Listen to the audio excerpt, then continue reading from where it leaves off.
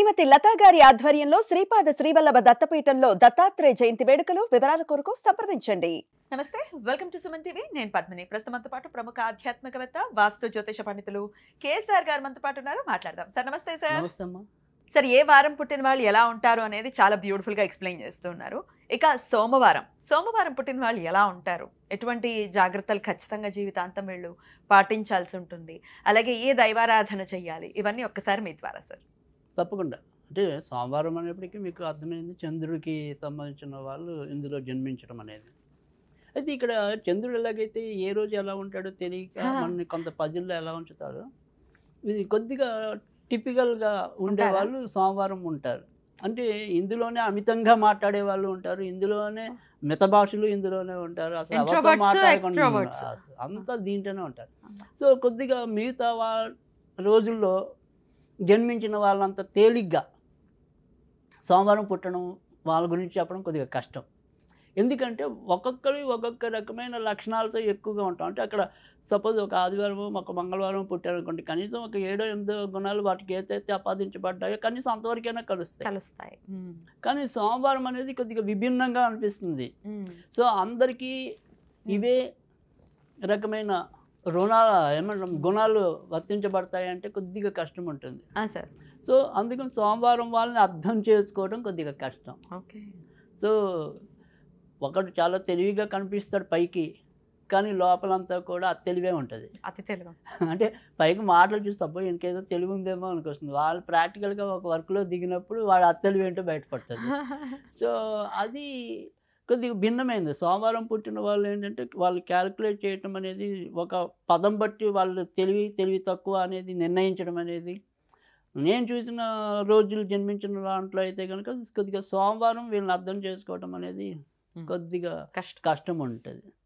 ఇంకా తర్వాత సంపాదన కూడా అంతే, రావటం పోవటం, ఒక వెలుగు జారిపోతూ ఉండటం. ఈ ఆర్థిక స్థితిగతులు అనేది కానీ మానసిక స్థితిగతులని కానీ ఎప్పుడు ఒకే రకమైన విధానంలో వెళ్ళడానికి అవకాశం లేదు.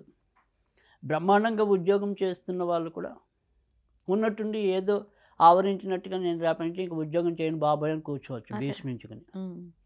సో అందుకని ఈ సోమవారం అనేది ఎప్పుడైనా సరే పాలు పుట్టిన వాళ్ళు అయితే ఎవరైతే సోమవారంలో పుడతారో వాళ్ళు ఒకే రకమైన ట్రాక్లో వెళ్ళాలి. అసలు వెళ్ళకపోతే జీవితంలో వాళ్ళ ఇంట్లో వాళ్ళు నమ్ముకున్న వాళ్ళు ఎంతో కొంత బాధపడాల్సి ఉంటుంది. ఓకే. ఎందుకంటే తర్వాత రెండోది వచ్చేప్పటికి ఏమవుతుందంటే, సోమవారం వాళ్ళు సాధారణంగా ఎవరో ఒకరి మీద కొంతవరకు డిపెండెంట్గా కూడా ఉండే అవకాశాలు ఎక్కువ ఉంటాయి.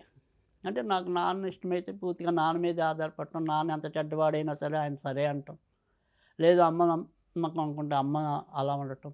సో వీళ్ళ యొక్క సొంత ఆలోచన అనేది కూడా ఉండాలి కదా. సో మనం ప్రతి ఒక్కరు సంఘంలో ఎవరో ఒకరి మీద ఆధారపడి ఉంటాం, కానీ మనకంటూ ఒక వ్యక్తిత్వం ఉండాలి, మనకంటూ ఒక గౌరవం ఉండాలి. సో మీరు ఎందుకు వెళ్తున్నారో తెలీదు. మీరు వెళ్ళిన మార్గంలో నేను వస్తే మీరు అక్కడ వెళ్ళి కొండ ఎక్కడానికి వెళ్తే నాకేం వస్తుంది, నేను కూడా కొండ ఎక్కాలి. ఉపయోగం లేదు కదా. మీరు ఒక పర్పస్ కోసం కొండ ఎక్కుతున్నారు, అదే పర్పస్ నాది కాదు కదా.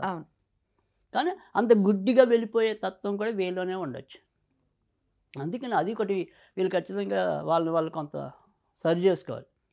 లేదు ఇప్పుడు మనం ఏదైనా సరే ఈ వీడియో చూసి మన పిల్లలు ఎవరైతే చిన్న పిల్లలు ఉంటారు కదా సోమవారం పుట్టిన వాళ్ళు, సో వాళ్ళు పుట్టడం అంటే వాళ్ళని పెంచే విధానంలో కూడా తల్లిదండ్రుల బాధ్యత.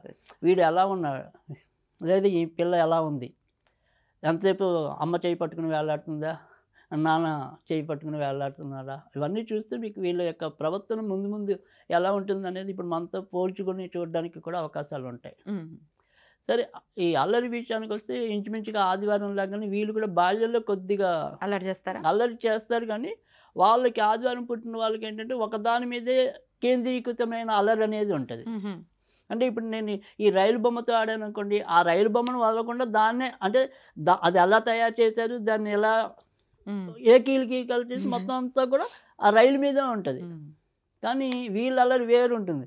ఈ జనాన్ని ఇక్కడ ఈ సీసా పట్టుకుంటే దాన్ని పక్కన పడేసి మళ్ళీ అటు వెళ్తున్న దాని మీద, అంటే ఈ ఫోకస్ అనేది ఎప్పుడు ఎక్కడ ఉంటుంది అనేది మనం కనిపెట్టలేం.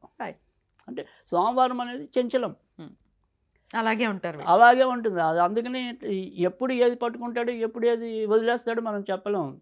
సరే చాలా ఇష్టపడుతున్నాడు కదా అని చెప్పి వాడు అడిగిన ఏదో టెడ్డీ బేర్ బొమ్మ కొనుక్కొచ్చాము అనుకో, ఇప్పుడు నాకు ఇది వద్దు అంటే తీరా మనం షాప్ నుంచి అంత కష్టపడి తీసుకొచ్చాను. రైట్. సో అందుకని కొద్దిగా సోమవారం టిపికల్గానే నేను చూసిన మిగతా 7 వారాలతో పోలిస్తే ఖచ్చితంగా ఇది కొద్దిగా టిపికల్గా ఉండటం అనేది ఉంటుంది. తర్వాత ఏదైనప్పటికీ కూడా సోమవారం పుట్టిన వాళ్ళు వ్యాపారం చేయాలంటే కనుక దైనందికంగా ఉపయోగపడే వాటిలో వీళ్ళు బాగా రాణించడానికి ఉంటుంది. అంటే దైనందికంగా ఫుడ్, వాటర్ బిజినెస్లు, వాటర్, ఫుడ్, తర్వాత మందులకి సంబంధించిన దాంట్లో అలా ఏవైనా బట్టలు, కూడు గుడ్డ అంటే కూడు అంటే ఇల్లులు అమ్మటం కొనటం కాదు, వాటికి సంబంధించిన మెటీరియల్స్ ఉంటాయి కదా, ఎలక్ట్రికల్ ఐటమ్స్, తర్వాత ఇంటీరియర్ డెకరేషన్ సంబంధించినవి, అలా ఇంటి కోసం వినియోగించేవి అలాంటివి అమ్మాలి. డైరెక్ట్గా మళ్ళీ ఇవి పనికిరావు. ఓకే. ఇల్లు ఖాళీ స్థలాలు అమ్మటం కొనటం, మనమే బిల్డర్ టైప్ అలాంటివి పనికిరావు. వాటికి ఉపయోగించే మెటీరియల్ అన్నీ పనికొస్తాయి, కూడు గూడు గుడ్డ. ఆ రకంగా అయితే వ్యాపారాల్లోకి వెళ్ళాలి. కానీ చదువుల్లో జనరల్గా వచ్చేప్పటికి సాధారణంగా వీళ్ళు మధ్యలో బ్రేక్స్ పడే అవకాశాలు ఎక్కువ ఉంటాయి. సోమవారం పుట్టే వాళ్ళు కొద్దిగా చదువు మీద కేంద్రీకృతం, ఎందుకంటే వీళ్ళకి మనసు ఎప్పుడు కూడా ఒక దాని మీద నిశ్చితమై ఉండదు కదా. సో అందుకని ఒక్కోసారి కొంత చేంజ్ అయిపోవడానికి ఉంటుంది.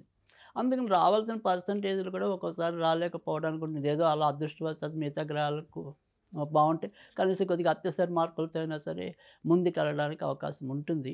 కానీ కొద్దిగా ప్రాబ్లం కూడా ఉంటుంది అది.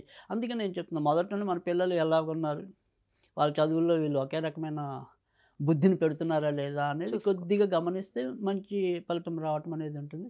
కానీ సాధారణంగా ఏంటంటే వీళ్ళకి ఇంజనీరింగ్ కాని చదువులే మనకి వస్తాయి ఎక్కువగా చెప్పాలంటే కనుక. వేరే లైన్లో వెళ్తే అంటే మంచిది, ఇంజనీరింగ్ కాకుండా ఈవెన్ బిఏ లాంటివి, బీకామ్ లాంటివి చదివి బీఈడీ చేసినా కూడా మంచి ఉపాధ్యాయులు అయ్యే అవకాశాలు ఉంటాయి. సో లేదా లాయర్లు అవ్వాలన్నా కూడా సాధ్యమవుతుంది. సో అందుకని నన్ను అడిగితే ఏంటంటే ఇంజనీరింగ్కి ప్రాధాన్యత ఇవ్వకుండా ఇతర చదువులకి ప్రాధాన్యత ఇస్తే మరింత రాణించడానికి కూడా సోమవారం పుట్టిన వాళ్ళకి ఉంటుంది, ఆస్కారం ఉంటుంది. రైట్. ఏం మార్చుకోవాలి సార్? అలాగే ఏ దేవతారాధన చేయాలి వీళ్ళు? అదే ఇక్కడ మనం ఇందాక స్టార్టింగ్లోనే చెప్పినట్టుగా ఏంటంటే సాధ్యమైనంత వరకు కూడా వ్యక్తిగత ప్రతిభని, అంటే ఒకళ్ళ మీద ఆధారపడకుండా మన దగ్గర ఏ క్వాలిటీస్ ఉన్నాయో వాటిని వృద్ధి చేసుకుంటూ వెళ్ళటం అనేది. అంటే చీటికి మాటికి ఎవరో ఒకళ్ళ మీద మనం ఆధారపడిపోతూ వాళ్ళు చెప్పిందే రైట్ అనుకుంటే ఒక్కోసారి మనమే మోసపోవడానికి అవకాశం ఉంటుంది. కనుక మన స్వయంగా కూడా మన యొక్క డెవలప్మెంట్, మన అది ఏమంటాం వ్యక్తిత్వం అవ్వచ్చు, మన శారీరకము అవ్వచ్చు, ఏదైనప్పటికీ కూడా మనకంతటా మనం కూడా కొంత ఈ వ్యక్తిత్వాన్ని మెరుగుపరుచుకోవటం అలాంటిది ఖచ్చితంగా సోమవారం వాళ్ళకి అవసరం. తర్వాత రెండోది ఏంటంటే వీళ్ళు ఈ వ్యక్తీకరణ అనే దాంట్లో కూడా కొద్దిగా కరెక్ట్ ఉండరు. అంటే ఇందాక మనం చెప్పుకున్నాం, పైన ఏవో 2 మాటలు విని వాడు తెలివైన వాడేమో అనిపిస్తుంది, మళ్ళీ ప్రాక్టికల్గా వచ్చేప్పటికి ఇంకో రకంగా కనిపిస్తాడు అది తెలివిగా అని చెప్పి. సో ఆ వ్యక్తీకరణ అనేది ఏదైతే మనం చేస్తున్నామో దానికి తగ్గట్టుగానే మన ప్రవర్తన మార్చుకోవటం అనేది. సో నేను భార్యని బ్రహ్మాండంగా కళ్ళగద్దుకు చూస్తా, ఆమెకు గౌరవిస్తా అని చెప్పి పెళ్లి చూపులు అనొచ్చు. తీరా మన ఇంటికి వచ్చాక అబ్బే నేను అప్పుడు అన్నానా, ఎప్పుడు అన్నానో నాకే గుర్తులేదని మారిపోవచ్చు. సో అది ప్రాక్టికల్గా వచ్చేప్పటికి మాటలు చెప్పేప్పటికి కొద్దిగా తేడా అనేది కొంత సోమవారం వాళ్ళలో ఉంటుంది, దాన్ని మెరుగుపరుచుకోవాలి. అంటే మనిషి అన్నాక కనీసం అప్పుడప్పుడు మాత్రం కొన్నిసార్లు, కానీ ఆ మార్పు అనేది మనకి అది ఆమోదయోగ్యమా కాదా అనేది మనం వ్యక్తిగత పరిశీలన చేసుకోవటం అనేది. తర్వాత మనకి ఏదైతే ఆదివారం పుట్టిన వాళ్ళకి తండ్రి ప్రాపకం ఎంత అవసరం, సోమవారం పుట్టిన వాళ్ళకి తల్లి ప్రాపకం అంత అవసరం. కానీ మనం ఏమంటున్నామంటే తల్లిని గౌరవించు, తల్లిని పూజించు, కానీ పూర్తిగా తల్లి చెప్పిన పద్ధతిలోనే వెళ్ళకు అంటున్నాం. మన పద్ధతి అంటూ కూడా మనం ఒకటి నిర్మించుకోండి. అమ్మకి కొంతవరకు తెలుసు, పూర్తిగా తెలియకపోవచ్చు. అంటే మనం ఒక చదువు ఆ చదువులో ఆమెకు అంత జ్ఞానం ఉండకపోవచ్చు. సో అమ్మని కానీ అలాగని గౌరవించకుండా నిర్లక్ష్యం చేసినా సోమవారం పుట్టిన వాళ్ళకి ఇబ్బంది ఉంటుంది, అదృష్టం తగ్గిపోతుంది. సో అందుకని తల్లిని కొద్దిగా ఎక్కువగా ప్రేమించాలి, కానీ పూర్తిగా అనుసరించకూడదు. అదొకటి జాగ్రత్త తీసుకుంటే సరిపోతుంది. ఏ దేవతారాధన? లలితాదేవి. లలితాదేవి. లలితాదేవిని ఆరాధిస్తే అమ్మగలకి అమ్మ ఆవిడ.